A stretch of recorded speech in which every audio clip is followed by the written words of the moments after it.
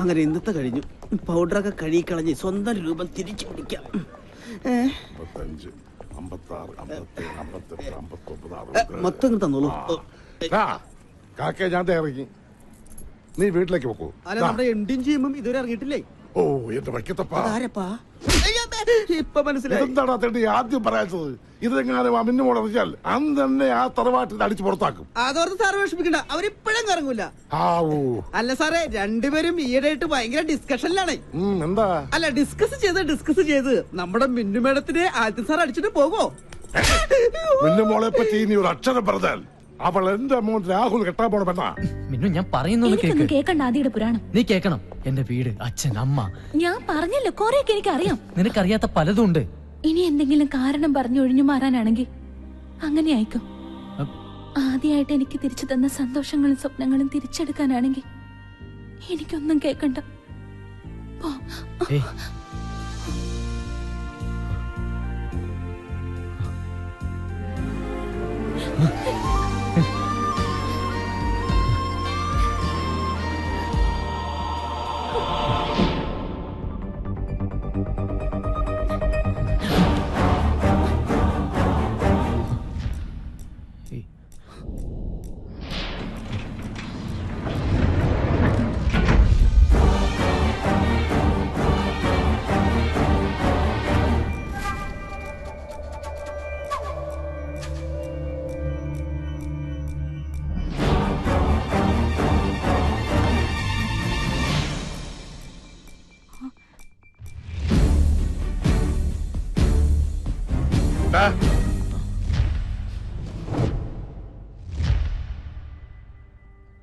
നിനക്ക് മിന്നുമോളെ ഇഷ്ടാണോ? അതെ.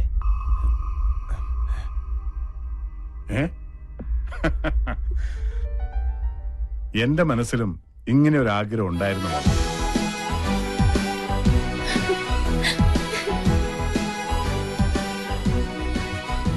അളിയാ, പെങ്ങളെ ജീവിച്ചിരുന്നപ്പോ എനിക്ക് തന്ന വാക്കാ മിന്നുവിന്റെയും എന്റെ മകൻ രാഹുലിന്റെയും കല്യാണം. വാക്കല്ലി മാറ്റാൻ പറ്റും, നാക്ക് മാറ്റാൻ പറ്റില്ല. എന്തായി അറിയാ, ആദിത്യനും ലക്ഷ്മിയും വന്നതിന് ശേഷമാണ് നഷ്ടപ്പെട്ടു പോയ എന്റെ മോളുടെ കളിയും ചിരിയും എനിക്ക് തിരിച്ചു കിട്ടിയത്.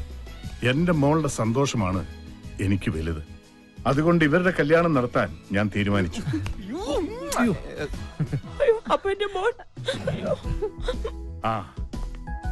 ആന്റണി, ആദിത്യന്റെ കോലോത്തി എന്ന് അച്ഛനോടും അമ്മയോടും പെട്ടെന്ന് ഇങ്ങോട്ട് വരാൻ പറയണം.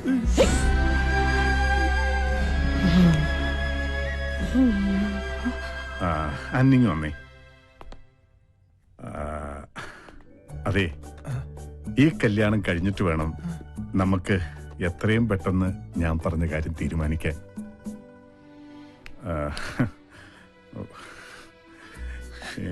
ഈ കാര്യം പറയുമ്പോ എനിക്കൊരു ഏതാണ്ട് പോലെയാ ഒരിത്.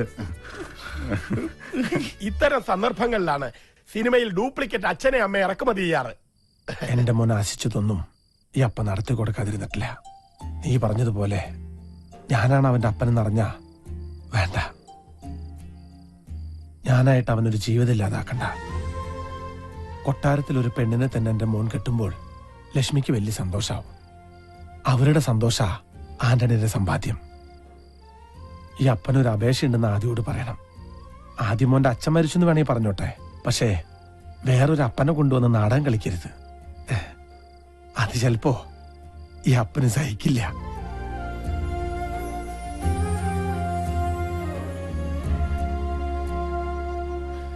ഞാൻ തടഞ്ഞില്ല. തടഞ്ഞാലും ആന്റണിച്ച് നിൽക്കില്ലെന്ന് എനിക്കറിയാം.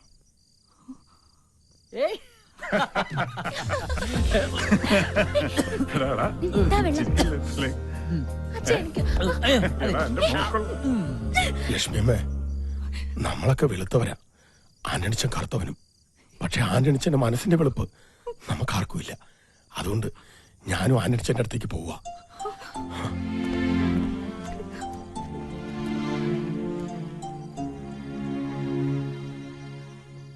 ലക്ഷ്മിയമ്മേ, ലക്ഷ്മിയമ്മ എന്നും എന്റെ ആദിയുടെ ഒപ്പം ഉണ്ടാവണം. എവിടേക്കും വിടില്ല ഞാൻ എന്റെ ലക്ഷ്മിയമ്മേ. ലക്ഷ്മിയമ്മേ, എന്താ പറ്റി? ഒന്നുമില്ല മോളെ, മോടെ സ്നേഹം കണ്ടപ്പോ ഈ ലക്ഷ്മിയമ്മ എന്താ ഇങ്ങനെ കുട്ടികളെ പോലെ?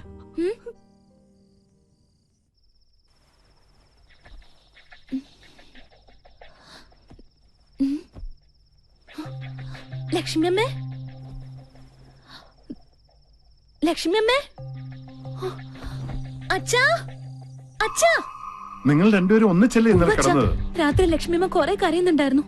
അളിയാ, അളിയാ.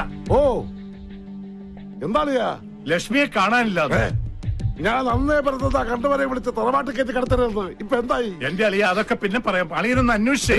നീ പോയി വേലക്കാരുടെ മുറി നോക്ക്, ഞാൻ ആ പൊട്ടന്റെ മുറി നോക്കട്ടെ.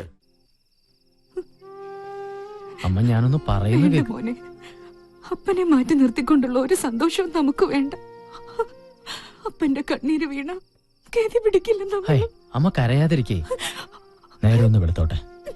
എല്ലാ സത്യങ്ങളും തുറന്നു പറഞ്ഞ് നമുക്കിവിടെ നിന്ന് ഇറങ്ങാം. ആ, കരയല്ലേ എന്ന്.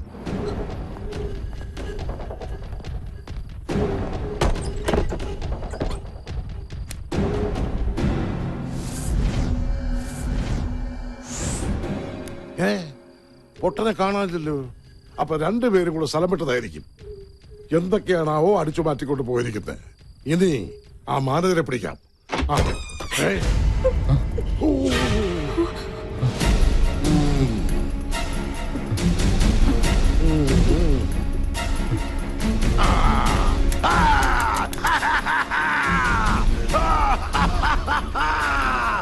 വാ, എല്ലാരും വേഗം വാ.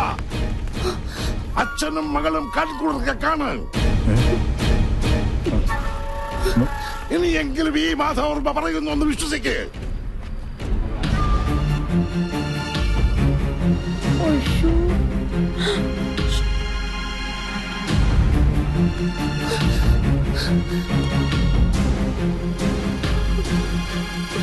എനിക്കന്നേ സംശയമുണ്ടായിരുന്നു.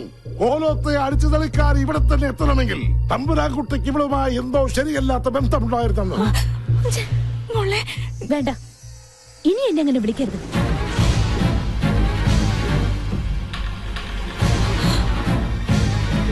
ഓ, എന്നാലും നിങ്ങൾ എന്തൊരു സ്ത്രീയാണ്.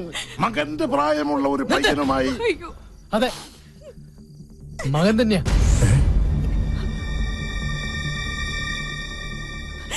ഈ അമ്മ പ്രസവിച്ച സ്വന്തം മകൻ. ഇനിയും പറയാം, എന്നെ ഇവിടെ നിങ്ങൾക്ക് പരിചയപ്പെടുത്തിയ ഡ്രൈവർ ആന്റണി എന്റെ അപ്പനാ.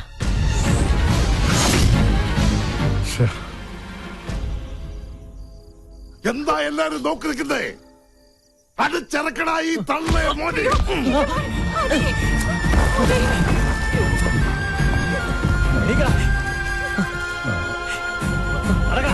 ഒന്നും ചെയ്യല്ലേ മോനെ.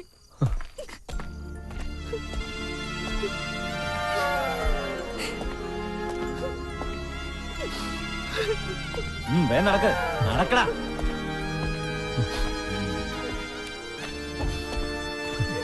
ഇന്നു മുതൽ ഈ തറവാട്ടിലെ കാര്യങ്ങൾ തീരുമാനിക്കുന്നത് ഞാനാണ്. അളിയ, ഓ, രാഹുലിനോട് എത്രയും പെട്ടെന്ന് പുറപ്പെട്ടു വരാൻ പറയണം. മിന്നുവിന്റെയും രാഹുലിന്റെയും വിവാഹം നമുക്ക് ഉടനെ നടത്താം.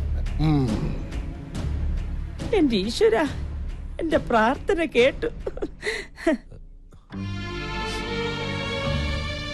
ഇന്ന് ഉച്ചയ്ക്കുള്ള ഫ്ലൈറ്റിൽ രാഹുൽ ഇങ്ങെത്തും. എത്തിയാലുടൻ തന്നെ അമ്മാവൻ രാഹുലിനെ കൊണ്ട് മിന്നുവിന്റെ കഴുത്തിൽ താലി കെട്ടിക്കും.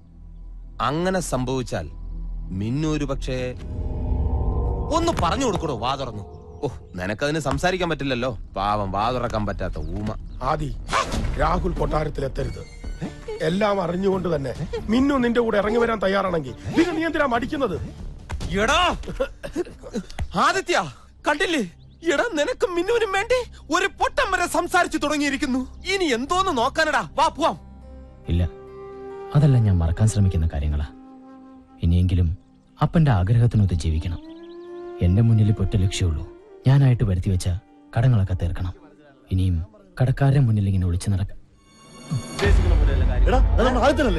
പീതാംബര വരുന്നുണ്ട്. കാശ് കൊടുക്കാനുള്ളവരാന്ന് തോന്നുന്നു. സ്റ്റാൻഡ് വിടാം. ഓഹോ, ഇങ്ങോട്ടാണല്ലേ. എന്നാ പിന്നെ ഇനി ഓടിയേക്കാം. എന്നോടാ അവന്മാരുടെ കളി. അപ്പൊ എയർപോർട്ടിലേക്കല്ലേ? അതെ അതെ